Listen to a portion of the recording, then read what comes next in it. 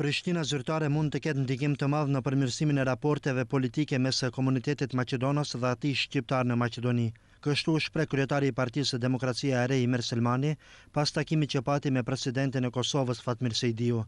Selmani tha se përveç e përmirësimit të raporteve ndërretnike në Maqedoni, sipas tij autoritetet shtetërore kosovare kanë mundësi që përmes ndikimit të tyre të krijojë një unitet në mes përfaqësuesve politik të shqiptarëve në këtë vend. Mendoj se Prishtina zyrtare, duke marrë parasysh faktin se Maqedonia ka një interes të lartë të bashkëpunon, duhet këto marrëdhënie ndërshtetërore të vazhdojnë të ndërtohen, mirë po duke marrë parasysh faktin se ne funksionojmë si trup shqiptarët, pa marrë parasysh se ku jetojmë, ndikimi i autoriteteve të Kosovës do të thotë shumë për autoritetet dhe faktorët politik në Maqedoni, që ne së fundit të dalim prej gjithë atyve prangave dhe kapricave partijake të cilët shpeshherë edhe dëmtojnë marrëdhëniet dhe pozicionin tonë shqiptar. Gjendjen aktuale politike në Maqedoni Selmani e ka cilësuar si shumë të rëndë,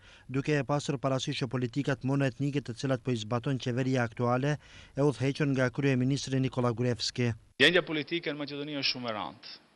E rëndë është për arsye se kemi të bëjmë me një politikë tani qeveritare, e cila është jo vetëm populiste, po është monoetnike.